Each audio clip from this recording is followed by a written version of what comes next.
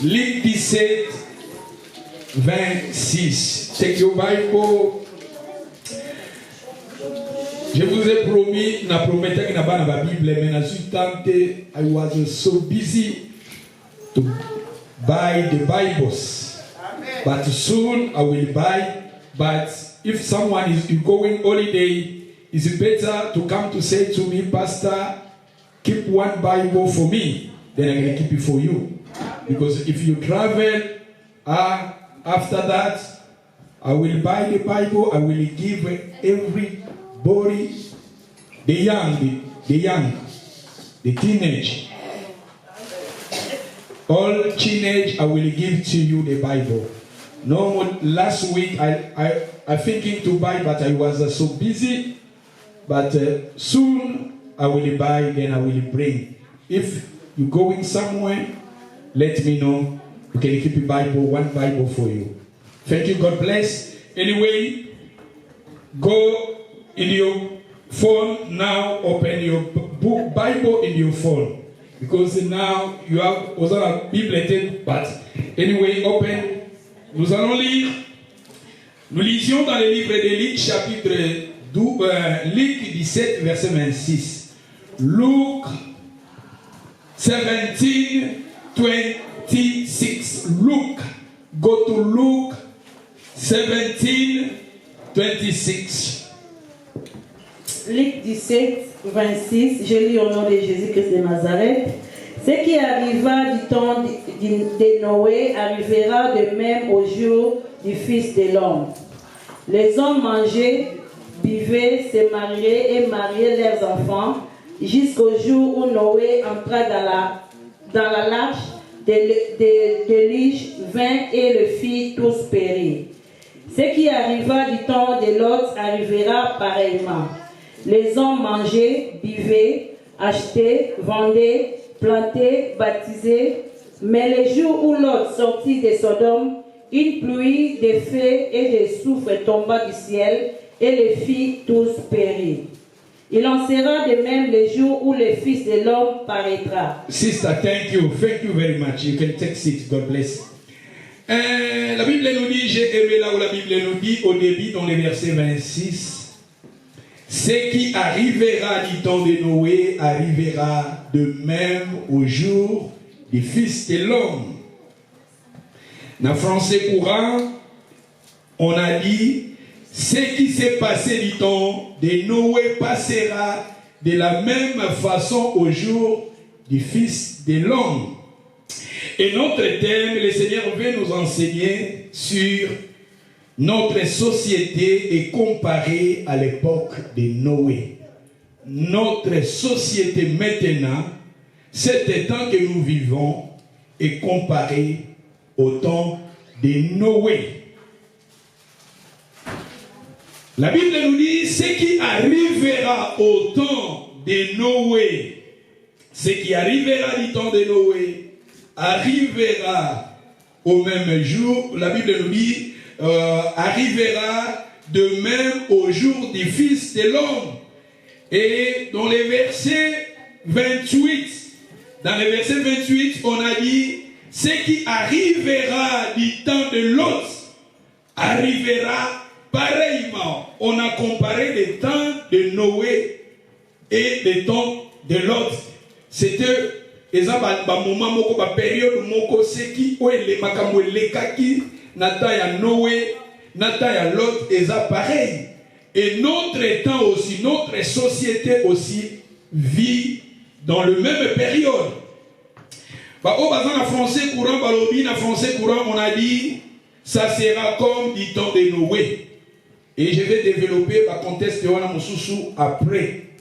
Notre société, nous vivons dans les temps, dans le période de Noé. Babiko e koma ki na tango na Noa et que comme Malisusu na tango na koya na mwana na nzambe. Parce que bibliquement, nous sommes dans les derniers temps. Bibliquement, this last time we are in the last time in the Bible. The Bible says our years, this time we living, we are in the last time. Nous vivons dans les derniers temps. Nous vivons dans les derniers temps. Et la Bible nous dit que ce qui arrivera, on a comparé notre période au temps de Noé, parce que dans les temps que nous vivions, nous sommes dans les temps de la fin du temps. Et la Bible nous parle maintenant, quand la Bible nous dit nous sommes dans le fin du temps, je vais rapidement parler un peu pendant quelques minutes pour vous en la compréhension. Dans le Nouveau Testament, dans l'Ancien Testament, la Bible nous dit, si vous lisez dans le livre des Hébreux, chapitre 1, verset 1, la Bible nous dit, Hébreux, chapitre 1, verset 1, Bokoma, la Bible nous dit, dans les temps anciens, Dieu nous a parlé par des prophètes, par nos pères, mais dans les derniers temps, la Bible nous dit, dans les derniers temps, dans la version dans les temps de la fin, Dieu, il nous a parlé par son Fils. C'est-à-dire, le Nouveau Testament, nous sommes dans les temps de la fin. Le Nouveau Testament est dans les temps de la fin. Tandis que l'Ancien Testament est à Tanguakala, mais dans le Nouveau Testament, nous sommes dans le feu, dans la Tango Yasuka. Feu du temps est commencé dans les livres du Nouveau Testament. Parce que si vous lisez la Bible dans les livres de Joël, chapitre 2, verset 28, le prophète Joël prophétisa, disait, dans les derniers temps, ça, c'était le prophète Joël, dans le livre de Joël, chapitre 2, verset 28. Mais si vous lisez dans le livre des Actes, chapitre 2, verset 17, maintenant, Pierre interprétait le message du prophète Joël. Le prophète Joël a prophétisé dans l'Ancien Testament. Le prophète, il avait déjà prophétisé pendant des années dans l'Ancien Testament que Nzambe na mokolo kosuka akosopa moli moné likolo ya bilenge basi mibali bakosakola. Et tant aussi quand on commis dans Actes des Apôtres, quand l'Église, le Saint-Esprit, dans le jour de la Pentecôte, Moli mon sang peut quitter là qui bateau, bateau pas mal qu'on parlait en langue.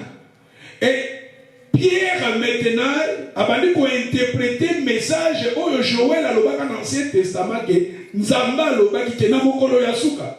Nous na mokolo yasuka et pendant qui na jour de la Pentecôte. C'est pour cela que je vous ai dit que le temps de la fin et bandaki dans le passage en tout cas pour peut-être compréhension dans les tout le temps mais on peut lire dans le livre des Actes des Apôtres chapitre 2 verset 17. Actes chapitre 2 verset 17. Sister, you can read for us. La Bible nous dit quoi?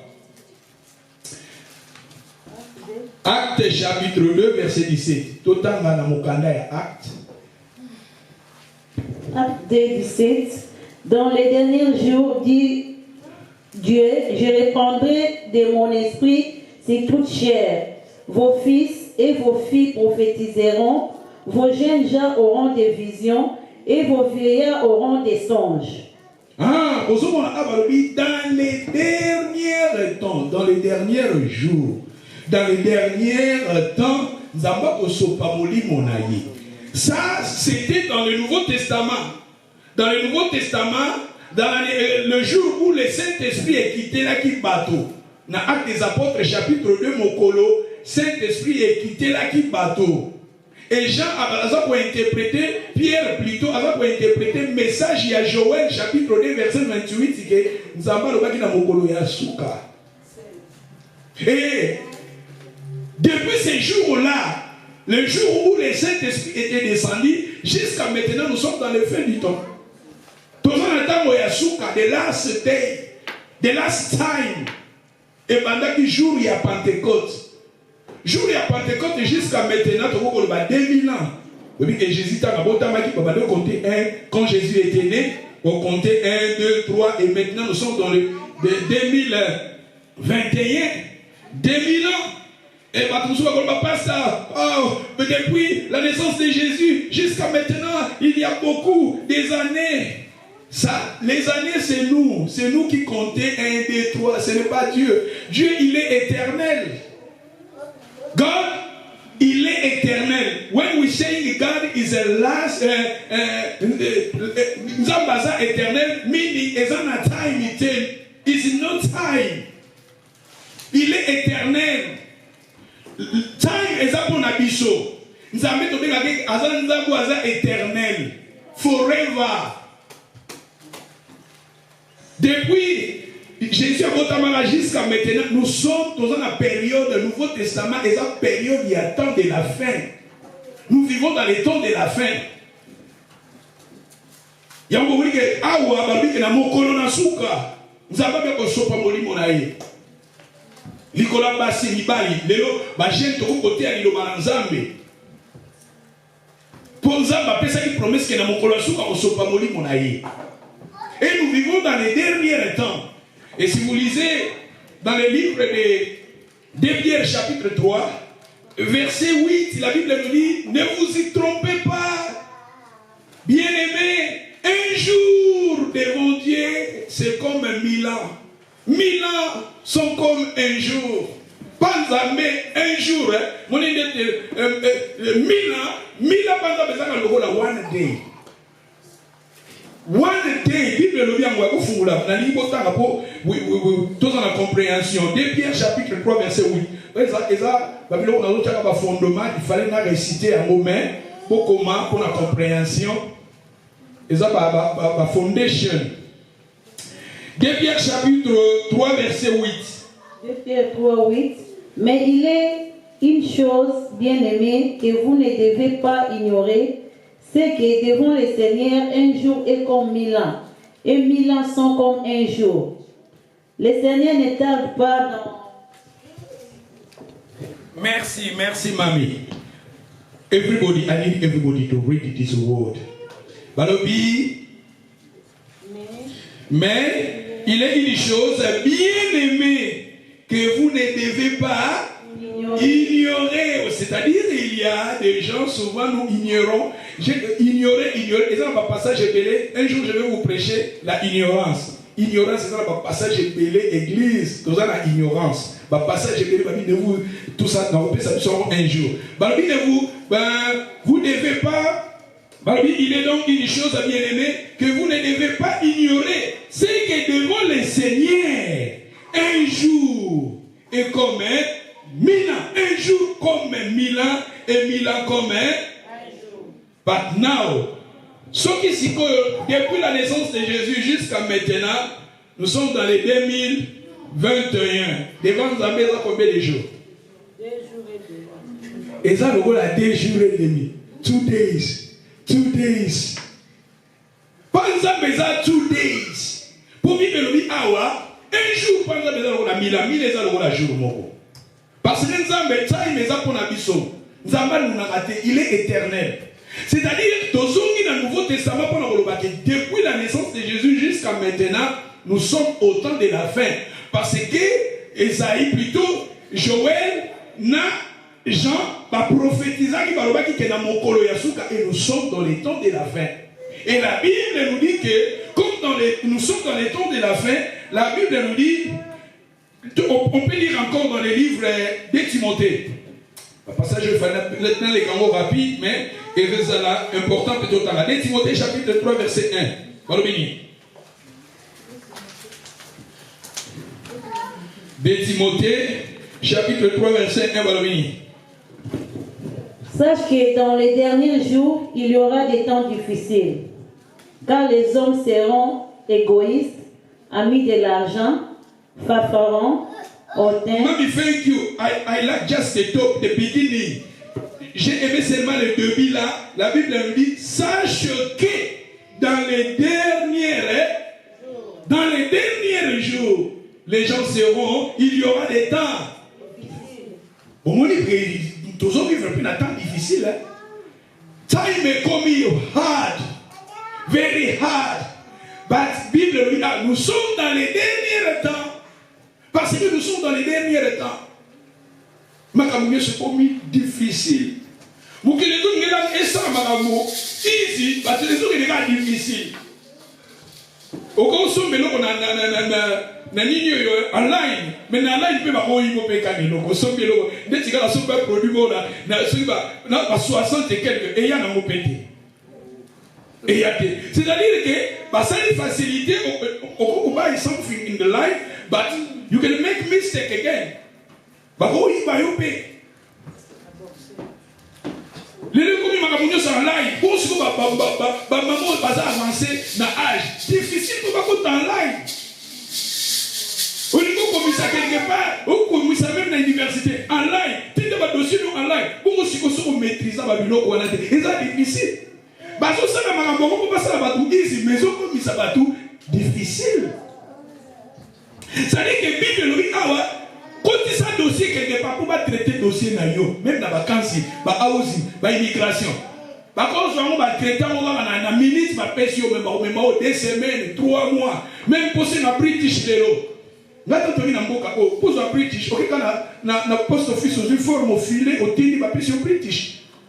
Mais avec le temps de l'eau, British pose un mot et commence à mais si je ne me trompe pas, dans ma famille, il habite sur les réseaux combien? C'est-à-dire que vie est encore difficile. Moi, je me souviens, en 2008, il fallait, la facilité, la déclaration, il fallait dans ça de la campagne. Il fallait dans ça avant comme British. Nous avons comme British. Nous avons comme British. Je vous dis la vérité, on a foutu plus de 7000 dans l'ambassade de la Grande-Bretagne, dans le Congo. Oui, parce que c'est dans la mode. Plus de 7000 na pesa, na kota ba maman nanga, ba na zo bengi ça, et ba lui ba ça, maman nanga ba bien ça maman nanga te. Tala ndeti maman nanga ba bien ça maman nanga te. Mais ba kangi plus de 7000 ba kendana. Ça veut dire que pour le baquet, période toujours vivre makamwe comme très difficile. Tellement besoin de la guerre, tellement besoin de la vie, où nous avons fait ça, nous avons vivre des cas difficiles, des problèmes difficiles dans la vie. Donc, nous sommes dans la bataille Yasukra. Et la Bible nous parle maintenant de ce qui arrivera du temps de Noé, dans l'époque de Noé, arrivera dans notre temps. Makamouni n'est pas maintenant dans le temps de Noé. Makamuni ni oyo elegaki na temps ya Noé. Alléluia. Amen. Makamuni ni oyo elegaki na société ya Noé, na période ya Noé, na time ya Noé. Lelo sikoto mito len makambo wana, to mona makambo pe na période na biso eza pareil. Lelo biso kutu eza sous très difficile parce que la période ya Noé, bazaki na ba Facebook te, bazaki na internet te, bazaki na ba WhatsApp te. Mais moto ya bon moto ndenge kaka ezali na ntango ya Noa eza mpe kaka na ntango na biso ndenge na ntango na biso ekomi très dangereux parce que tokomi na bafacilité ya bainternet tokomi na bafacilité ya bawhatsapp oyebi nazoloba na ntango ya Noa internet ezalaki te mais ntango na biso internet eza bien tokoutilize yango na wei ya malamu bato mosusu mpe bautilize yango na wei ya mabe. Alléluia. Mais la Bible nous dit que awa oye komaki na tango ya Noa et que koma pe na tango la biso. Oye komaki na tango ya Lot parce que na tango ya Lot, je vous ai parlé sur Lot mikolo lekaki. Tango no fana na Sodome. Mais ce qui arrivera du temps de Sodome, bah le biso arrivera aussi dans notre temps. Ça dit dans les temps où nous sommes dans les temps de la fin et dans les temps de la fin bientôt ça sera le retour de Jésus-Christ. Et maintenant, je vais vous donner, le Seigneur va nous enseigner, parce qu'aujourd'hui, je vais vous enseigner sur et je vais aussi nous parler, comment la période, il y a roi Akab. Parce que nous avons parlé de la période, il y a Noah, la période, époque, il y a roi Akab. Il y a un pour développer, si on assiste sur Noah, dans la période, il y a roi Akab. Makambolika na période wana, eza makambozo vivre na période na biso o. Makamoni de na tango no. Tokenena. Genèse chapitre 6. Nous lisions maintenant dans le livre de Genèse chapitre 6 verset 1. C'est que au Bible qui lit, now we need to learn. Nous allons maintenant étudier maintenant les choses qui étaient passées dans les temps de Noé. Et dans notre temps aussi, il y a ces choses qui passent. And these things I need to say now is spiritual things. It's revelation, most of things. Alléluia. Et beaucoup de choses que je vais parler ici, ce sont des choses cachées. La Bible nous dit des choses cachées sont à l'éternel, tandis que les choses révélées sont à nous. La Bible nous dit quoi? Verset 1, la Bible nous dit quoi? Lorsque les hommes y commençaient à se multiplier sur la face de la terre et que des filles leur furent nées, le Fils de Dieu vint que les filles des hommes étaient belles. Étaient belles. Ils ont pris pour femmes parmi toutes celles qui choisirent. Alors l'Éternel dit, mon esprit ne restera pas à toujours dans l'homme, car l'homme n'est que chair. Verset 4. Les géants étaient sur la terre en ces temps-là, après que le Fils de Dieu fût venu vers le Fils des hommes, et qu'elle leur eut donné enfants. Ce sont ces héros qui furent famés dans l'Antiquité. Merci. Lorsque les hommes y commençaient à se multiplier sur la surface de la terre, et que les filles, les raffinés, et les fils de l'homme virent que les filles des hommes étaient belles, ils en prirent pour femmes parmi toutes celles qui on choisirait. Alors l'Éternel vit, et dans le verset 4, les géants étaient sur la terre à ce temps-là, après que les fils de l'homme firent venir vers le fils des hommes. Nani dans la version Papa m'a dit la version là où on a dit les fils, le fils des hommes, on a dit quoi? La version des habitants du ciel. Les habitants du ciel. Papa m'a dit pas nous parler. Et là, la version 2. Les habitants du ciel. Ah, les habitants du ciel. Et on va dire, c'est la période de Noah. Quand les hommes ils ont commencé à se multiplier sur la terre, la Bible nous dit les fils des hommes. Quand on parle des fils des hommes, ce sont des anges. Ange batika ki likolo. Bakitaki nase bayaki kobota na bato olananga bible ezolobela biso awake les fils des hommes. Quand on parle des fils des hommes, la version il y a papa Mike Kuna, je pense français courant balobi les habitants du ciel. Ils ont laissé le ciel, ils ont descendu sur terre parce qu'il y a ce temps-là, ma fille a période wana n'invite sur bazaki banane. Très belle. Et la Bible nous dit qu'ils étaient très belles. Et la Bible nous dit maintenant des hommes, plutôt des anges. Ils ont laissé le ciel, ils ont descendu sur terre, ils ont pris ces femmes-là. Et la Bible a dit qu'on botte à géant. Comment il attend dans le nom et comment il attend dans la vie. Natango na noa bazolo baba ange ba opeki mikolo ba kitaki na se ba ange wana ce n'est pas des anges qui étaient fidèles à Dieu, c'était des anges qui étaient rebellés à Dieu. Ba ange oyo ba ange ko ba se rebella ki na Lucifer ba se rebella ki boyebi ke Satan to ba bengana ki na likolo. Quand le diable il était chassé en haut, il était descendu aussi avec d'autres 11 anges. Akitaki na ba ange mususu. Et ba ange wana ba kitaki na bango, ba ange wana ba bi ange azalaka esprit bona na mala. Les anges ce sont des êtres spirituels. À cause de la on était passé à ça spirituel. Un ange placé comme ça la fermé mais à cause kota ko bima pas spirituel. Mais regardez ici, la Bible nous dit, les anges ils ont pris, parce qu'ils ont corps humain. Comment maintenant des anges qui étaient spirituels, ils ont maintenant pris, corps spirituel, qui tient mon client, pour ma bota. Babingo ekomi na tango na no ekoma na tango na biso. Makambo ba ndeko na période na no ezo ekeli kapela la période na biso. C'est qui elekaki c'est makambo elekaki na période ya Noa eza pe pareil na koya avant Yesu ya mi makambo ezo lekape na société na biso bola nanga zambali kolobela biso nini. Mais tandis que ce qu'autant dans le livre de Marc chapitre 12, autant dans verset 25, ange babota raté. Quand la résurrection, dans les temps de la résurrection, nous serons comme des anges. Ange. Pour ange abala raté, ange abala raté, ange abota raté, ange spirituel. Mais tandis que la réalité dans les temps de Noé, les anges qui étaient les anges étaient chi.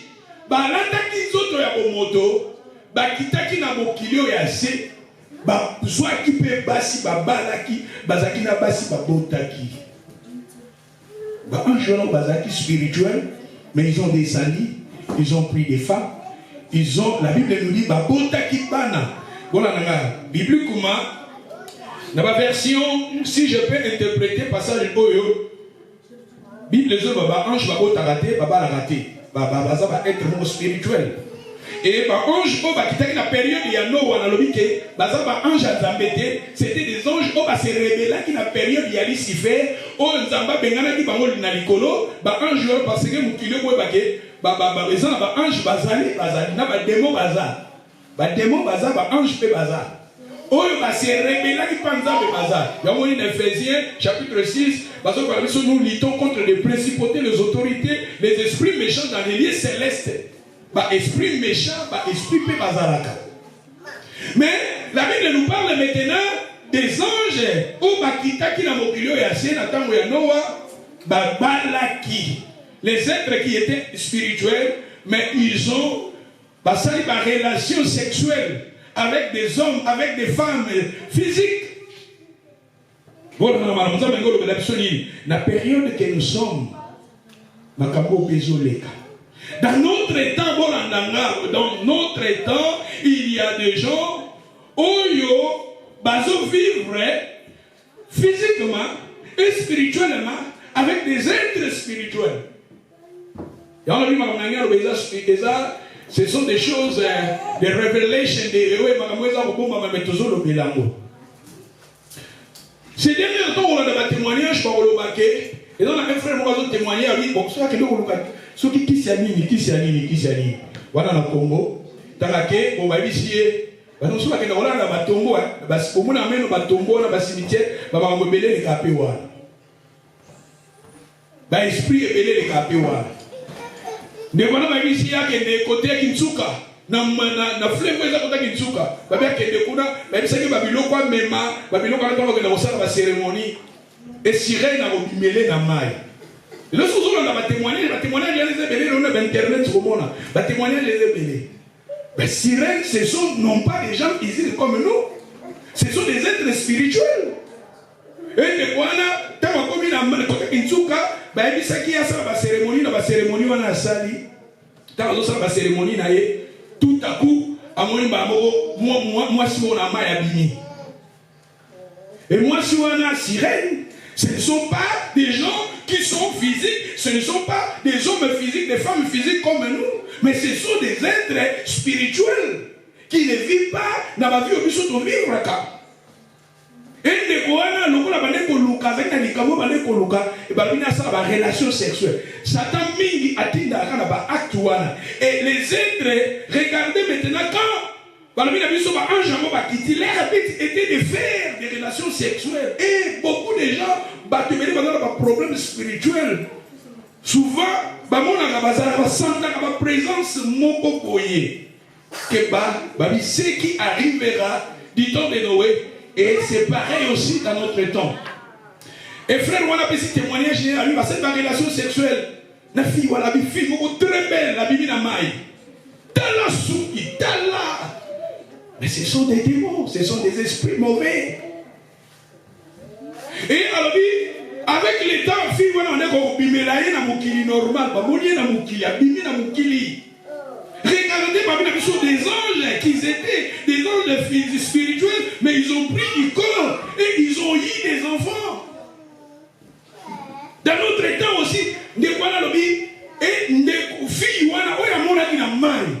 A comment vous bimérez la moto boé. Abimi, abitere maison, abimi à notre temps pour la soca, il y a moi si à outi wapi, batuna moi si à outi wapi, azala wapi. Mukilio, il y a un belé, tout le monde. Ce qui arrivera du temps de Noé. Je vais me belé sur les gars qui n'ont pas eu. Il y a un mot, il faut que la prudence.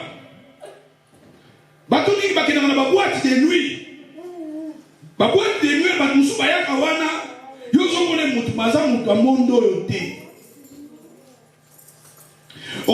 surtout dans la boîte de nuit. Et si vous avez des amis, et si vous avez des parce que dans le temps où il y a Sodome, je vais vous parler du temps de Noé, du temps de Sodome, et c'est pareil. Et puis si ils ont un esprit, ils ont une force invisible, ils ont incarner le corps physique pour faire un acte dans bango. Parce que n'oublie pas, parce que Satan a 3 bits. Jean chapitre 10, verset 10, le voleur vient pour dérober, égorger, détruire.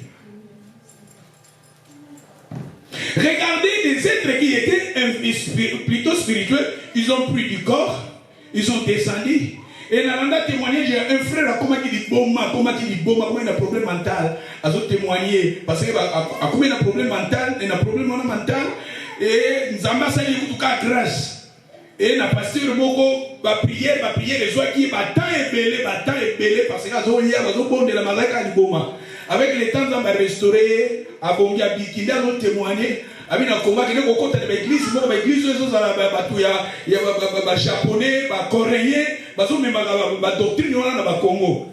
Et ça, l'église, il y a des chaînes de belé, ils sont côté de l'église.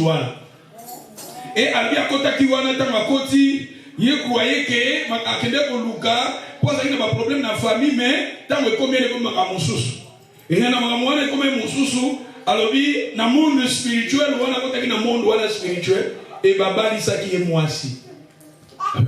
Na kendaki na samai, au monde a maï, au monde a barrière, nous sommes au monde a nation des arabes à belé. On a zolo ba et dans le monde spirituel. Il y a un que ce qui est spirituel, il y a un monde à tamano, avec quoi comment il est à tamano, et zo les capés na tamano na bicho. Bamayo nyoso bomona ga oyo ba rivière nyoso bomona era lo makambo belé pele kakawana.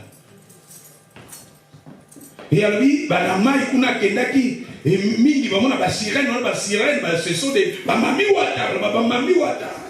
La mingi na kat na mai des êtres spirituels, des êtres oh ba force moko invisible ko mona monte na miso mais ils bazalaka, bazal vivant, ils sont là.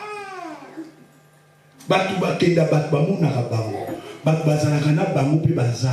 Batu basala pe ba relation na bango baza. Ya mona première point to likolo ba awa. La première fois pour développer ma point de cohabitation avec les êtres spirituels des chiens. Cohabitation. C'est-à-dire que être invisible. Pour moi, c'était des anges qui étaient rebellés à Dieu. Mais pour vivre dans le bateau.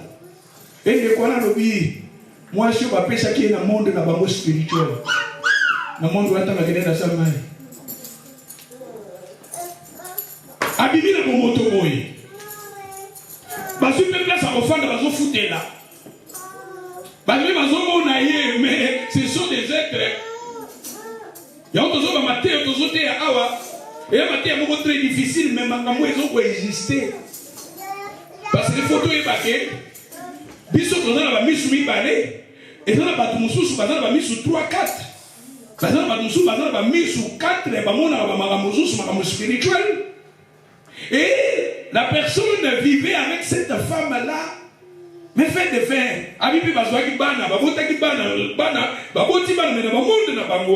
Les enfants, c'est-à-dire ce sont des choses. Ne pas qui li boma. Et tant à l'équipe de délivrance, ça se trouve à Kamboana. Il y a toujours un oyo lekaki na ntango na Noa na ntango na biso mpe ezoleka makambo ebele ezoleka makambo ebele ezoleka makambo ebele na bapériode na biso na monde oyo bato mosusu omonaka batambolaka ce ne sont pas des gens physiques ce sont des êtres spirituels oyo bauti. Est-ce que vous savez aussi ange nous croyons aussi ange bakobimelanga akobimela yo omoni ye pe boye nzamba kosala grâce ange moko abimeli yo azwi forme humaine akoya te na mapapu omoni alati pembe non akoya abimeli yo normal lokola mutu asololi na yo peut-être akokoriento na likabu moko. C'est biblique na kati na Bible ba ange pe babimelaka bato autant Jésus akufaki babi ba ange babimaki basololaki na Marie basololaki na Marie de Magdala. Donc Jésus a otami Gabriel abimi basololi na Marie nous ba ange babimaka. Mais il faut que les anges, il y a un Nzambe bazali, oyo pe ba se rebellaki. Des anges qui s'étaient rebellés à Dieu, Nzamba précipita ki bango, atindika ki bango, baza au baza na mukilio to fandaka. Ils baza na mukilio. Baza na mipepe, baza na ba mai, baza na ba forêt, baza ba être invisible, mais ils sont là. Et souvent ces êtres-là, bazo vivre aussi na bateau. C'est que moi j'ai compris ici. Bazo vivre aussi na bateau. Bako vivre na bateau physique, bako vivre aussi na bateau spirituel. Les êtres qui sont des êtres invisibles, ça peut être aussi des démons. Parce qu'il faut voir dans ma catégorie, ange baza supérieur, ange baza rebelle qui na Satan baza, bazali, bengana baza mukilio yase. Ils sont nombreux, baza ebele. Et à part ça, ils ont aussi des démons. Des démons et bazar. Et leur but, c'est aussi cohabiter avec des gens. Et c'est pour cela qu'il faut pas dans Nzambe, tout quand on a bon Nzambe, tout l'Nzambe, tout quand on a vu de prière, pour que l'esprit ouana, bazala loin de nous. Au milieu de la Bible, na livre, na Bible, mais na Bible oyo ya apocryphe. Bible apocryphe pour un livre sur le Hollandais ba Tob, ba sagesse ecclésiastique, ba livre wana ba tout dans la Bible. Je pense que papa Mike la Bible n'est goza. Bible monene wana peut-être goza na ba ecclésiastique, ba sagesse goza wana. Na livre ya Tobi chapitre 3 bazo parler na biso na fille moko mone Sarah. Sarah fille wana ko faire mibali 7. Pour la dire parce que dans esprit moko la femme vivait mais en elle ils ont un esprit moko ou ils ont un mauvais esprit et chaque fois batu bazo koya ko engager basala babalaye esprit wana banoko ko mabatu wana. Et la fille Sarah a souffert vie na ye mobimba. Chaque fois ce ka babaliye tant que mobali ya bali ye kaka bozo kene kana na mobali wala fa kufa esprit wana être wana invisible que bomba mobali wana et akufa la Bible 7 même dans le passage on appelle Marc chapitre 12 balobi na biso ezalaki na famille moko boye moi si moko balaki mobali ekokufa ndeko na ya bali ndeko na ya kokufa jusqu'à 7e personne na famille moko makambo wana même na tango ezalaka na déjà na famille moko bakufeli bana ya papa moko mama moko babali pe mwasi moko plus de 7 fois balobi siko na résurrection mwasi wana kozala na po abalaki mibali 7 et na livre apocryphe balobi biso ke Sarah, la fille Sarah, chaque fois mon bali a balié, esprit ou un esprit, et ça va te belé jusqu'à maintenant pour vivre un esprit moko boye. Et ça mi bali peut belé to vivre kaya mi bali musus au santaka moi si na yo au moto moi si normalité mais au santaka na esprit moko boye. Et chaque fois là la kaya na musu la li au monde la fille moko boya aussi mbaka. Présence ya mutu moko za moi c'est ko za la mobali. Ya mutu zo parler awa balobi que ce qui arrivera du temps de Noé. Nathan on a biso pe makambo ezoleka. Nathan on a biso za ba esprit mususu. Ba mususu pour mon ozako babala yo déjà. na monde mo déjà babala yo on se sent à libala oh libala mais on se sent à libala na monde physique mais le monde mo spirituel mo ba mo babala yo mo boy na mo to boy o mo na été mais babala yo ce sont des choses là qu'on va et là ba mo physique mais ba ko cohabiter na ba esprit na lo bi que awa tala ba esprit bible bi ba esprit babala raté plutôt ba ange babala raté. Bible comme de l'obiango, mais Bible dit na biso ba ange ba kitaki, les fils des hommes, ce sont des anges au babalaki. Et parmi les gars qui n'attendent pas Noah, babi makambo les gars n'attendent pas Noah, ils sont les capitaines n'attendent pas biso. Ba te belé n'attendent pas biso pe makambo belé zo leka. Ba te belé ba sentir ba présence mususu na banda na bango. Ba sentir ba présence mususu na ba vie na bango. Ba sentir quelque part l'autre ba ndoto yokuno za la mwasi ya mutu moko boy, mutu ono ebite. Il y a toujours les êtres invisibles. Mais ils sont cohabiter là.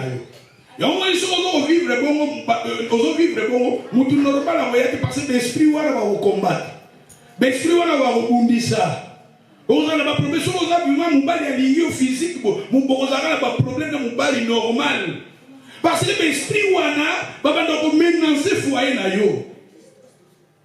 Va donc menacer couple na yo.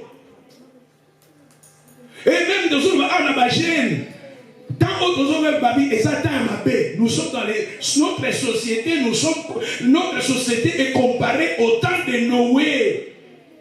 Kolingakate ke magambo nyos ba modi nyos zo ya ni kwata kwata.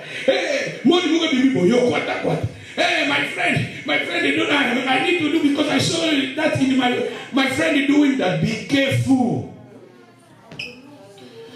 Maybe you can open the door.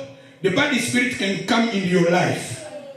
Tala moka ona no bia ba te bele ba na ba problème mental nyonso derrière ça et ça na ba esprit. Et le mboko to fandi ba te bele ba na ba problème mental ngana zo ba ngana vivre frango. Na vivre on passer na scène ba centre en plus de 12 centres na kenda na au pays de Gala. Plus de 12 centres. Il faut voir ba to na ambassade. Mais quand on a un examen, on a une Bible, on a oui, ils ont un spirituel. Oui, ils ont un spirituel. Ils ont te mêler, comme cohabiter, comme confondre dans l'esprit, les êtres invisibles. Nathan Noah, il a mis son esprit, il a quitté comme confondre dans la Nabi va confondre dans la physique et là. La histoire va témoignage à te belé, comment va témoigner? N'est pas possible sur un témoignage awa. Et ça va nous sous sokalali, surtout bateau bazala mingi na basien soculte, bazala ba pratique à bewa na tout ça, et bazala ba pesanga ba être moko invisible ou ba ya ko visiter ba mona banda na bango.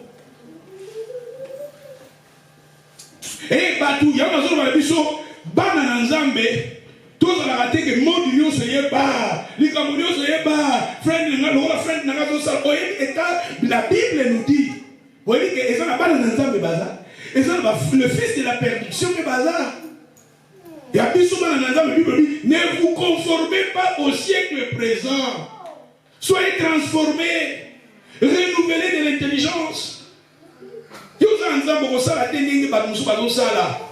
Même your friend a été zambé. Mais yo yebi zambé. Vivre le roi moi dans zambé. Cause à la tête que je vous dis la vérité, moi je prêche la parole de Dieu. Nazan intérêt pour Dieu. Na batu minyo na mona bazana ba problème mental na mboko na UK. Na mi ba centre mweza. Mingo mona wa bazana ba tattoo. My friend, I like your tattoo. Me too. I need to go to tattoo. My tattoo. You know, in the tattoo is your blood. In the tattoo is your blood. You know life is makila. Na makila pieza na makila. Tala batoni mingi bazala ba tattoo. Tala biso bazala ba sataniste. Mingi ba sataniste mingi. Ba sataniste mingi mona ba toyi. Ba chaba bilo ba chaba. On a bila ba balata na escalade. Tout ça. Dans la mine presque dans la tatou. Parce qu'à travers ma tatou, dans ma soutien ma machine, na moni moi na mon bébé là, bébé ce qui a une année, bah tu tout sur ton mimba.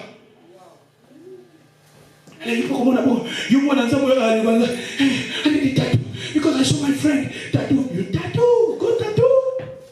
And you open the door, baby, bad spirits can come into your life. And you see now bad behavior in your life. And when the bad spirits come into your life, then it can lead you. You have no power to move on. It can control your life. And it can bring you in the bad way. It can bring you in the bad way. Oh, la drogue. Drogue ici. Est-ce que vous savez drogue? Drogue veut dire la sorcellerie. Est-ce que vous savez le mot drogue, na grec, veut dire la sorcellerie? La sorcellerie est bibi na mot drogue. Drogue. Eh, bah tu mérites la carte au monde, bah ça le problème avec drogue. Ce qui arrivera du temps de Noé, derrière ça, ils ont un esprit qui va se contrôler. Bon, pourquoi nous avons la période, c'est comme ils sont très dangereux parce que dans notre période, tous les ressources, on a Internet, on a Facebook, on a WhatsApp, on a les oleka. On a dit, on peut pas na kobi na bide. Tu kobi pe muni, tu kobi na dire, mutu sofu, tu mi mena ma mespe lobby, na tiki fo na ndanga bi. Eh, discipline ko. Na tiki fona na fuko na mosa na bimi pe na tiki fona. Vous na mosa pe na ça déconnecté vraiment même na WhatsApp. Na kangi pe za WhatsApp na kangi pour me connaître comme ça batindi message na gauche batindi na droite tout comme ka distraction. Na ndako comme ka mutu nyoso kaka. Batu na tana biso. Si on a une période na c'est très dangereux parce que tout ça na Facebook, tout ça na WhatsApp, tout ça na internet na kati na mo pe ça ça makamula. Tala mingi, bolanda mingi. Ce qui est makambo mingi c'est important, soit il y a politique, ou parce que la makambo politique tout ça, et là on va sortir un message. Au moins on va sur lingi. Portefeuille magique de bonheur. Benga numéro oyo. Ce sont des agents, il y a Satan. On va sortir de la batouque. Si on a un problème, au lingi, portefeuille magique, c'est-à-dire portefeuille magique, psychomagique. So any money you need, you can find that in the day, in the side. Any day you can find the money. Any money you need, you can find that easy, but they can take your life. They can take your future. Maybe God give you to vivre. You need to stay 100 years. But because you take this, because they give you money, you use them money, they can cut your life now. No 100, you can die before your time. Then when you die before your time, you need now to go in another world to save them.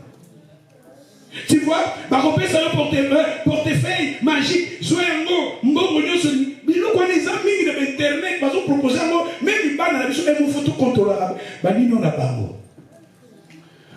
Tellement mingi ma film et ban les autres, mingi violent. Mingi violent. Et je vous dis la vérité, pas de belé de comme vivre n'a pas esprit. Pas de belé de comme fanda n'a pas esprit. Donc comme vivre n'a pas esprit. Bah te mêler ma esprit bah quand déjà katina yo bah comment katina yo kofanda katina yo. Be careful. Les anges, Bible va pas rater. Bah ça un corps physique té. Mais bah comment un corps physique. Bah quitter bah kofanda na bato. Bah bi oye comment na tangwa no. Ah on a tangwa no. La période na biso bezo vivre bah te mêler bah zo vivre. Et là l'esprit comment on lit bango. Bah te mêler bah comment bah esclave. Il y a un moment où on a bad behavior, il y a un moment où on a bimala monté. Et ça, quand Jésus faut quand on l'a biso nango. Alléluia. Amen. Il y a un moment où on même ne mettre n'anda fi pour internet. Mubali a bien arrivé à solo la balingana. Bon, bolingo mo soupe cause la pe bani na internet mais que na ndenga bien. Et ça la paix. Alléluia.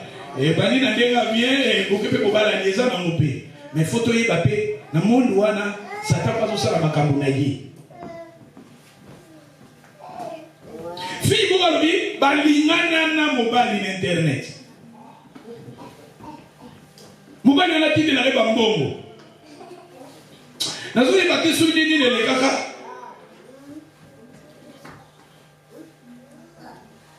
On dit que vous avez des personnes au Congo, nous avons débattu. Vous avez des personnes qui ont bango. Si vous avez des gaboyés, on dit que vous avez des et après, si vous avez un silence, contact les amis sous-soutés. Et sur les Camerounais, les gars qui ont retrouvé sur l'adresse à Mobali, à qui la famille Mobali a fait déjà sur les 5 ans passés. Moutouana déjà, Bazalaka Naye, mais a fait déjà 5 ans passés. Et comme il faut voir que nous faisons ce que l'église a comme menacé, a comme on a un problème dans tout ça, alors avec l'église, nous faisons dans l'église. C'est-à-dire que va te bélir, tous ceux qui ont vivre, Oyo, Satan peut à ça peut makabunaye. Ou les gars qui n'attendent na noa, magamu rezoleka. Tala ba être au bazaki spirituel, ba komina bateau, ba comme kofanda na bateau. Ba musu tozo mona yango tozo ba musu na landa témoignage moko, bon mon net ba bateau ba kina na ba boîte de nuit, ba boîte wana de nuit ezala na ba esprit, musu ba bimaka na ba cimetière, ba yaka wana koluka bateau. Bah, on a connu ba âme ya bateau, ba esprit ya bateau. Yango komona même awa, même kotala ana yuke po komona, oli misanga. Yango biso tozaba na nzambe, to kama na nzambe, to linga nzambe. Ndeko kwa bisinga bi passe bon, azali aza sincère na bi passe na ngena na ba ambiance tout ça. Mais bien to penda ba ambiance wana, nazana amina ngamo za subi to ambiance, omona bakutani na mundele ka balingani ka kuna. Bamemani ka bayepe na ndaku na yeka kawana basali na kamuna bango bakosala wana après pe bakabwani ayebi sika mundela ngafanda kati yo zo ko bimana muyo yo yebi sika fanda kati yebi sika zala kati obi na mo to fanda na mama mobele batebele ba santé na bango ebeba po baba atwana batebele ba vie na bango comme ba problème à partir de ba atwana abi mindele bele même ana UK bozomona pourquoi boli misanga mindele ni bakuna bana mo retourner papa mwana ebinete po akendaka na boîte akutana ka somo robo basangani na ye ayebi ne payete et atikala na mwana bota mwana papa ebite si ko suri bazaba tout normal gloire à Dieu mais suri bazaba esprit au bazaba corps humain o baye. Dès que moi, oui, Balingani na moto. Et ça l'a fait pour la boîte. Je pense que les gens sont à Congo ce soir. Un des problèmes est bien à bout, tout le monde ma voiture, ma continue à parler, tout ça. Oh, comme les gens pour tout,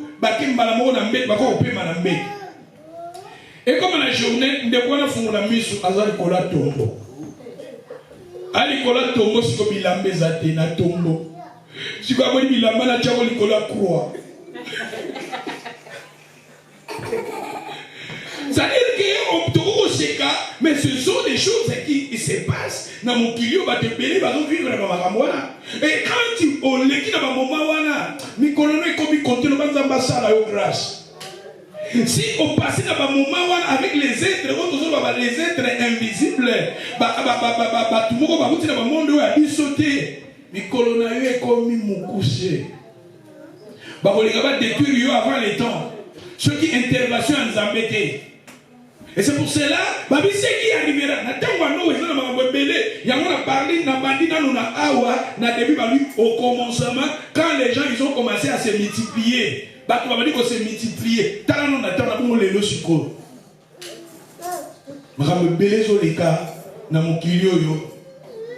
Eza Yamalamoute photo Kamalanzambe tout demeurer dans les Seigneurs si nous voulons être épargnés ma sœur mon frère les lieux où nous pouvons être Yakobombama dans la présence de Dieu Eza place Yamalam Yakobombama. Dans la présence de Dieu, c'est les lieux sûrs. Et liés aux la protection. Mais on me bénit tous les gens qui ont eu. Babi comment il attend Noah. Babi bénit santé qui est d'abord un problème de santé. Pour abimaka na moto moko peut-être na bo moto on a yé bisika moto nga kendate. Bakutana na fête, bakutana na voyage, bakutana na nini yoyo après. Dans un livre moko ya pasteur moko. Pasteur on a bien qui na village. Na village wana bolimisanga. Ezalaki na ba prostituée bazaka na village wana batu faut ba kosala miloko pour pas que pas prostituée wana. Mais alobi moto wana ayaki ba pesa ki ye carte parce que pour so koti faut ba jeton. A koti na molongo. Mais alobi depuis kendanga na prostituée dans ma bima santé ne koma épave. Atika la santé na ekuna. Kuma kana ba problème ko bela mais akende ko somba ngo yemoko. Bama musu tozo somba ngo biso moko.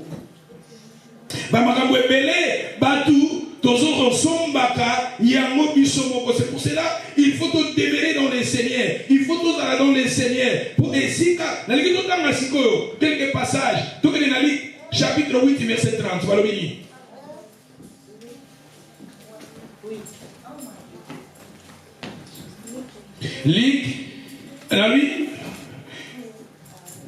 Luc chapitre 8 verset 30 balobini.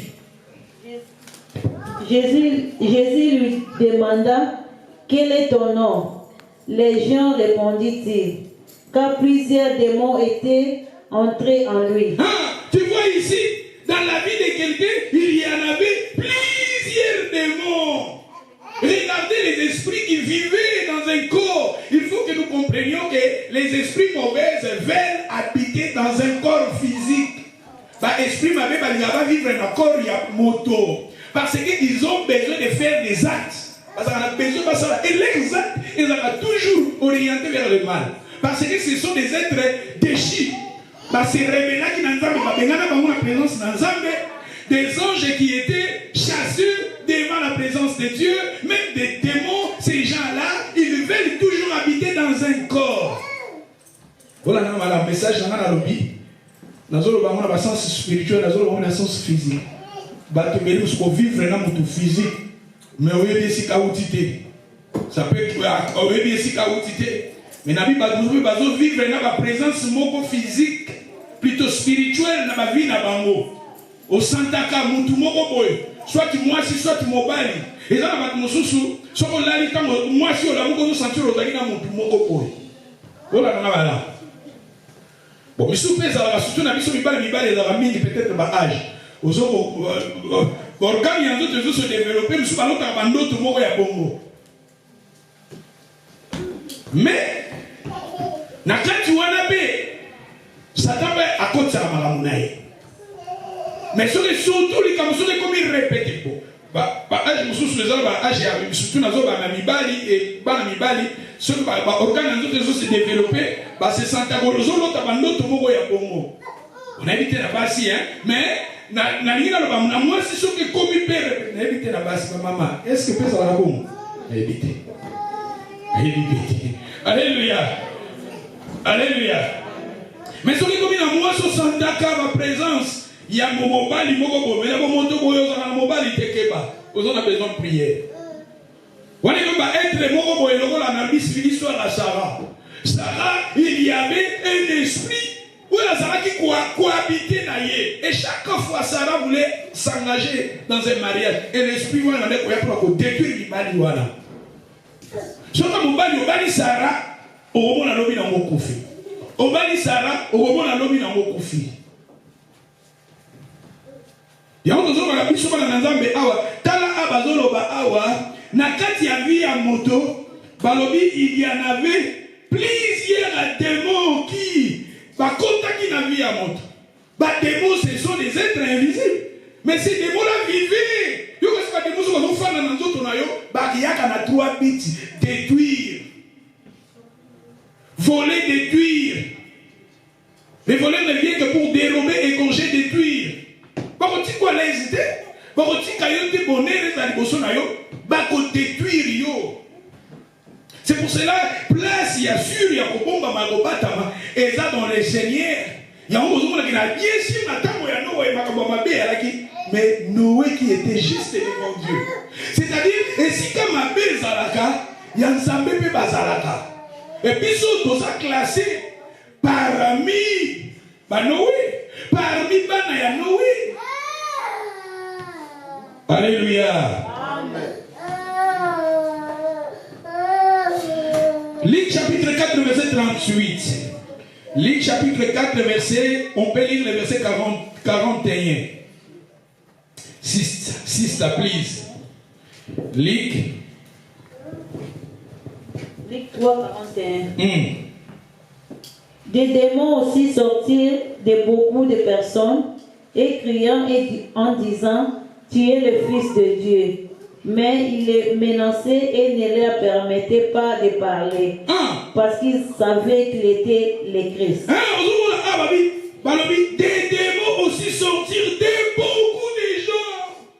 Ce qui arrivera dans les temps de Noé arrivera. Et on te dit que vous avez des mots tant oya. Ce qu'on a mis le contexte de Romaine à 38. Au moins on a des mots tant on va vivre avec bazo pesa ba malade. Ba malade peut combien de na dernier temps ba malade combien de ba malade mususu. Soudan na yuke.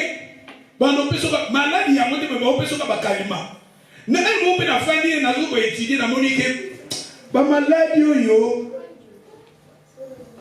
Ce qu'on dit ba malade mususu pe et comme côté quelqu'un n'a pas français fout à tambo mon aïe aux hommes à traiter ma bien. Quelqu'un n'a pas français pour banglais yo. Pour quelqu'un n'a aux hommes à vous que ce ma monsou. Bazo pe soupe ma monsou. Baka bato ba malade ba komi belé. Baka ba malade komi belé. Nzamba bikisaka na maladi, nzamba bikisaka kangolaka, mais nzamba mabete to kele pona hôpital. Alléluia. Nzamba mabete nzamba chi hôpital wala poto nos traitement, mais ba système ba français et puis ya ba anglais. Non, ba tebeli bazo kufa, bazo sala ba erreur. Kele futa no mbota ba français, ba tata motema, ba ça ta test makila. Ça ta test, ta bulo zo to négligeaga. Là, ça nos témoignages. Ça nos témoignages. Parce que, on se dit, les gars, on a les kina. Témoignage. Depuis dans la moka, depuis dans la santé, que something is wrong in my life. 2000. Dans la 2000 jusqu'à maintenant. Dans 2000, something is wrong in my life. Something is wrong in my life. So go fight. Now go fight. Not something wrong in my life. Oh, now we know. Peut-être because I'm spirituel. N'a 2000. Now go fight. Et j'ai passé beaucoup de temps. Na banola la kaka mames bayi. Na dola la kaka na mabele na la kaka na chambre wana pe bagadi ba kola ina noter bazaki bana. Na zo la kaka na chambre mususu. Zali na la kaka na se. Vie n'a pas la casse. Et n'a pas de ça la gêne multiplier. N'a pas de ça. Mais comme ni n'a pas de mona. Mais comme n'a pas de mona. On dit le mot quand n'a gorge. Le mot quand n'a gorge. On a dit sentir ba fulu ils ont mis mangi belé. Seigneur, sur le maniga ko prier ba fulu. Oh Seigneur on dit. Seigneur qui peut bangler. Et moi on a dit ko sentir. Ah, Seigneur, University Hospital, n'a qu'à même temps 10 fois, n'a qu'à pas tchénga, babilo mo bacha ba lanzo to ba kushwa, ba tché, bazo tala moté mananga bazo, ba bien bien. Et moi souffle comme il coupé, souffle, on s'en dit que ba pesa ngo na pompi mo pompi wala, na ba et comme ba lokola na zo ba pesa ngo na fula ngo na tongo, na fula ngo na midi, na pourquoi? Na fula kana komaka omona na kipa bajipi bazo mona na bango lokote bazo pesa ngaka nini oyo bilo mo ba azme na pompa bilo mo na ba azme et lokote sikoyo tant on a prié na on a sikoyo na ko comprendre que non eza ma spiritualité eza ce makambo ya bomoto boye parce que na lukaka nzambe ndenge na bana ko sala ba je na yo mona ngasi eza makambo ya bomoto.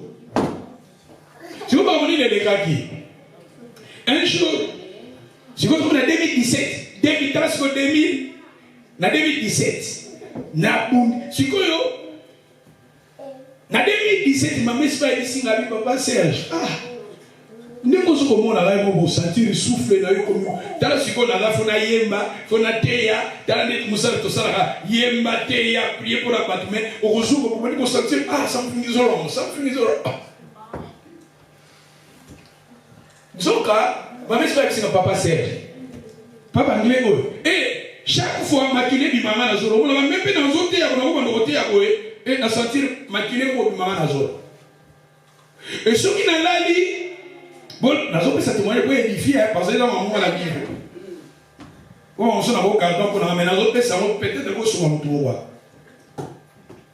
Ce qui na lali, sur na lamuki minu na kangaka minu makasi, au moins on sentir même ba minu passer assez. Na kenda papa nini wa pesa ngani ni mona chaka na minu, so na chaka na minu boy, na la pour so na kangi minu na okangana ko pale wana. Ezali kwa ba minu koti na kata minu na.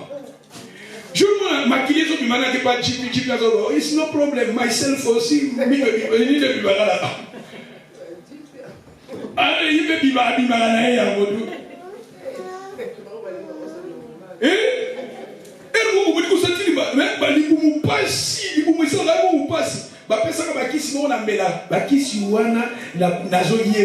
na voyagé na 2007 na Congo nazo pesa ka ba itinéraire na voyagé na 2007 na Congo na zala déjà na bakisi na nazo mela chaque temps so la muko meli ezala ko le sukulu yo libunga bi ezala ko la basidi tout ça ça dire mo nazo ko na something is wrong mais mo nazo ko fight na ba prière Seigneur tout ça un jour ma mère na kenda ka so na ke pa ba GP hello mo côté rien GP n'a rien ma mère c'est que papa Serge que nous papa français bambo mwango yo ozoboya ba 400 oboya obisango mais mutu moko be en Afrique obimisi ya pa mutu moko donc opesa mo mutu moko lobi pe aondi manaete ko pesa kiembo mazo singo sungo mosusu que nous papa français ça va tester makila ça va tester nyonso taleta ya santé là et puis on est dans ça so peut na bana bakenda pa ba français o era pa ba jiko sote bakenda kaka normal mais et comme na ba moment to ke pa ba français. Non, ça dit pas français, t'es publicité pas français, t'es non t'es à Jésus pas biki saka. Alléluia. Mais ça peut m'habiter au Kenya l'hôpital. Zamba biki saka. Oh surtout ce que ça a démon, il y a ba esprit mabé, mini ba kena ba prière, ba kena mais exemple donc sous zan zoto ya moto et comme il a maladie. T'as dit pas français ça dit na ça si ba tester nyonso, écoutez ba 400. Na ça ba tester motema, ba ça ba tester tout. Balobi oza bien tout ça mais balobi oza na babilo comme so olia na nzoto melinga ngote ba résultat na bango bimi na moni résultat batindelinga babi na benga bango na bengi bango na résultat na moni sika boko résultat na bango bimi et sika ba crochet ba tie allergique c'est-à-dire na lia na babilo ko rabilo to normal to lia na nzoto na nga elinga kangote. Seigneur, autant que nous avons besoin de ça, na yoki kamwana na kena musala papa moko indien za pasteur, papa wana indien. To fandi ne tozo sulula, na mona papa na côté na mwana na vie awa so il faut vivre bien. Contrôle la biloko yolia. Ils ont la Saint-Esprit, autre bagage, être à l'écoute du Saint-Esprit. Ils ont la ba betinga sikoyo ngonga na matoike tana biloko yolia kaka.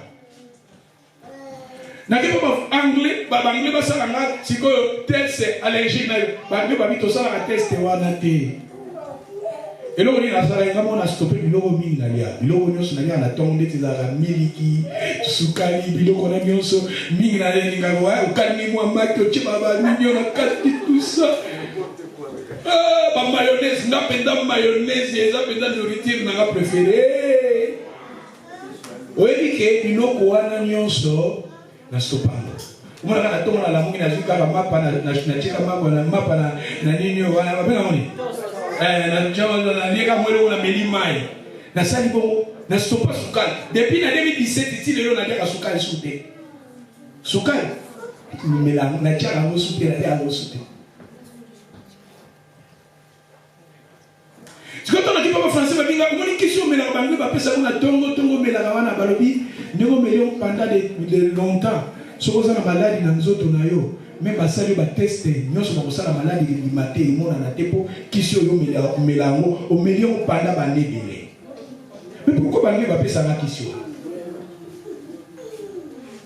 Na stoppé pas biloko na golia, na stoppé pas biloko na nyonso. Santé zongi normal. Makambo makile ba lobi manga na zolo bi masute. Ne ko comprendre ba miliko to melanga bana. Moi ke ba miliki mingi za ba miliki za protéine pour na bana. Mais biso pas pozo ko melanga ngo ke baka ba miliko yo détruira ka miliki. On a stoppé miliki kolo na bina zongi la miliki. Si vous voulez comprendre nazalaka kosala na misala mona bande kosule tant na ba 2003 to yana mboko bana kosala moni na station ya train na sima wana ezaki ezaka Lyon bank moko ba ezaka Lyon wana tant ba funguli yango ngala bande kosala to sala bande kosule na basi asule to bana kosala na ba wana siko na esika wana ndipo na santaka vraiment ba réussite na vie nanga pona nini bazalaka na pompi moko ya miliki. C'est-à-dire, na coupe nous dit que pompe nous finit à mili au milieu la famille. Je vous dis, na moment na 2003, na santaka sous régime, nous avons mili qui toi na et chaque temps on a mis la mili nous avons mili qui les a bien été. On a solo pour nanga et on a opé ça pour mamamusu boké bagala biloko tozo kolia oza iloko liaka. Tout contrôle la biloko toriaka. Je vous dis la vérité, ni na stopa makila na zole bimanga sauté problème ya mine sala na sauté si vous voulez dire salaka et bande koleka ba douleur et mon konazo ka ba ventre moto sikopo question na stopango 2017 na stopango depuis 2017 il est là na melaso qui si on a dit si vous nous sentir ba chaleur na ba ventre. So na kepa bang awa ba jipi na biso. Oh, you are okay. You are okay. Gawa la lege le ba anglais, obi la kepa ba français na keda ba français un mois passé. Obi na kei ba pesi ngai antibiotique mon ameli douleur wala nyo ceci. Mais souvent na kepa ba français, comme souvent ba na pas ba français te. Kuna na kepe ha, konteka ba 4 il faut bien. Il faut pas le tester. D'abord, on a 80. Ma fiche avant 80. Tout ça, scanner, maquillage, on va à 120. Il y a maquillage à Bobata. C'est combien 160. Batalo, maquillage à pas. Mais santé n'a eu déjà primordial. Alléluia. Je vous dis, pourquoi la PC est boyée? Nazo pe sabino no bakende naza awa santé oh depuis si maman se ndingi na c'est 20 ans passé ndina ndoko sentir bien na ko sentir on est le c'est-à-dire na bandai ko fight ozo comprendre on a dit bon pour dire nzoka biloko tolia ndina za ana ya suka de cha musu na bandai yote pendant déjà depuis 2017 ti lelo na cha suka ndeka batina bati o ba miliko normal bo mela no ba miliko ba long life na mela na mela ba soya o ya ba fuwi bati ya miliki ya fuwi ya nyamate po ya nyameza ba protéine belé mingi za ponde na ba bébé. Alléluia. Mingi ba miliko to mela o ya ba long life wana ezala ba ya ba nyama ezala ba protéine belé pona bana ya o mona même kutu nyama mela la milika ko ba mo ko stopa mais biso batu tomela mili ko ana tina ki mukolo nzoka ena ba protéine komuna tuko beaucoup pour sentir mon vimbo dazo molo mati ezo sima biso no alléluia na te ana la pese expérience nanga amen na pese expérience. Je vous dis la vérité, santé na ngai zonga ah Seigneur parce que biloko na ngai biloko wana eza ba biloko na comprendre ngo sikoyo oyo non. Mais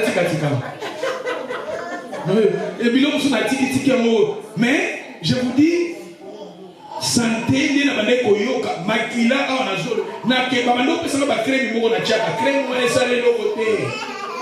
mais tant qu'on a contrôlé qu'on y a makila, et pas anglais, c'est comme on attend la maison des vieillards. Je vous dis la vérité. Et on a dit que les autres n'a pas si le Seigneur. Bateau Moussou, Bazobela. Et comment on peut savoir qui ici, chaque tombe qui ici, chaque pourquoi qui ici. Mais qui sont là, qui ici, Moussou, Bapé, Sarah, et ça va calmer. Et les autres, voilà, monde on est les autres qui est, et ça, monde à business. Madame, on dit que monde à business. Même si on a santé, on a business. Santé, on a comme business. Bah comme monde est capable de accomplir ça qui c'est qui si malade ou à maman idée à côté qui cité. Il faut ça qui si mogo oyo et ça ko maintenir kaka yo. On continue comme la rango pour somba rango. Et ça on va voiture, on va voiture la kala qui Jaguar, et ça là qui Mercedes il y a kala au monde mais il y a les comment le béton va passer pour 10 ans, faut battre comme ça. Batele ya kalele batele makasi melelo tele so makasi te seka machine à laver ya kala kumona mais ya sikoyo te business même na masanta badomi business ozo comme Congo pasi yo ko kenaka ba opeso sikoyo kiso bazo pesa yo elongo la maladie te ba pesa pe mingi antibiotique te bangleo ba opeso antibiotique te ba opeso ba kalima siko kalima zo maintenir yo maladie wala. Tandis que yo somba qui chiwana et comme business en santam. Yo na besoin bikate, bamba na besoin ba maintenir en moi à kaka. Donc nous autres yake na bi ba malade monsieur eza ba malade normal mo kitozo fanda mais eza ba malade monsieur eza spirituel. Ba malade mo eza spirituel pour na passage total ba bike ba esprit mabe ba kota inga na ba comme si pas to ba maladif. Parce que esprit mabe va être invisible déchu, celui qui va continuer la vie à moto, va rendre yo na problème. Le problème est belé. Le problème est belé na vie na yo. Va kolanda bandeke belé va bando coincer kakayo. C'est pour cela il faut toujours dans le Seigneur. Il faut donc parce que vous clients tozo fanda na ba esprit au bazar invisible, mais ils sont là. Ils sont pas dans la vie à battre. Par contre, déjà dans la vie à battre. Et pourquoi il m'a la vie à battre? Et je sais la prière. Et je sais Jésus-Christ. Alléluia. Mais moi je pense, Nasuka Awa, après mon sous-souto développement les jeudis qui viennent et les dimanches qui viennent, tout va nous parler kaka. Notre société est comparée à l'époque de Noé. Premier point de cohabitation des esprits spirituels, des êtres spirituels avec les humains. C'est-à-dire que vivre dans l'esprit, être invisible, spirituel, mais vivre dans vivre physique, mais vivre aussi spirituel. La présence de l'esprit au Santa Comuna, ezali jusqu'à maintenant. Place il y a bien Kobombama et pas à Jésus. Bon, Jésus a bengana qui ba esprit wana. Ya moni sokotangi na Bible na Jean chapitre 8 verset 30 balobi boye ba solo et qui rendre bino libre. Et la Bible nous dit le fils de Dieu Jésus a là pour rendre biso libre. Na Jésus-Christ et c'est ce qu'a kobombama et a kobatama. Le reste il faut développer peut-être les jeudis et les dimanches mais colonions so doit nous comparer société na biso tozo vivre il y a tant Noé na tant na biso mais il y a tant na biso et l'équipe makasi parce que est-ce que vous savez na internet ba va sorcellerie ba nous on peut savoir sorcellerie d'internet dans une sorcellerie d'internet na qui frère moi comme évangéliste na Congo zo terre na Canada abi balingana ina mwasi moko boye na internet bamona na kaboyi bamona na internet bazomona na mwana mwasi bazomona na mwana mwasi ya ufuko yibanza mfuko tamuna na kubanga nzana neke bazali ko vivre na aini mwasi ngote skafanda kasuki ndingini nebite subala balera lingine mais alors jusqu'à ce que et le internet mwasi na ngoya ali ko sentir présence na ndako na ye abali ko sentir présence à mwasi wana na ndako na ye makabuko bande ko sala na komona na bona na internet siko ngo sentir na nzoto na ye ako sentir na vie na ye et a comment dire suka lali azo sentir mutu azo simba ye Alors sentir moi si vous voyez comment on a internet voilà na écran et à comment on a présence na vie na yé. Makambo tozote ya eza biblique eza. Va te bénir va vivre et tindaki ye akoka kité azongi Congo na Congo kuna lekile ba prier les lobes évangélistes azo témoigner moi dans internet a témoignaka. Ya mobana na nzambe fo esika ko mama pa Jésus to kanga na Jésus Jésus a la carte na biso la parole de Dieu a la carte na biso pour tous à la épargner tous à la péter bato ko copiaka de gauche à droite pour bisika mususu tourner au kota Bible zo na 1 Corinthiens chapitre 12 balobi soki obimina prostituée okomina le même esprit Bible le bien biso ko bimina mu bato mususu ko mona kati na zana esprit na ye moko bo esprit peut se révéler mususu mona esprit ya famille bato mususu pe bazana na frère na mo azo témoigner azo kusaka témoigner la maison na sœur na bango moko boye sœur wana abi n'habite pas mususu peut-être beaucoup mieux placé Dinchuli soki dinchuli vous l'interprétez na bosse c'est dinchuli babali ça y babali c'est pas na famille na bango na mutu moko na famille na bango mais mutu wana boye azalaka te mutu wana azalaka mais na moto boye bazalaka na mutu wana te mais na famille na bango abala siko chaque fois mutu ozola kobala c'est dans le physique fi wana ozala ba problème soit tu es mobile wana ozala ba problème pour la famille na bango ye babali ça ye babali ça y Abisko sera moi chaque fois mobile soka s'engager na ye faut se rona kota koma faut kota koma parce que mobile wana babali ça y amenaza la vie à fille wana donc makambo toujours ba ezapé na ba de belé bazo vivre ba makambo boye mais ba différentes sortes ba makambo to bete ni lo balanza be maboko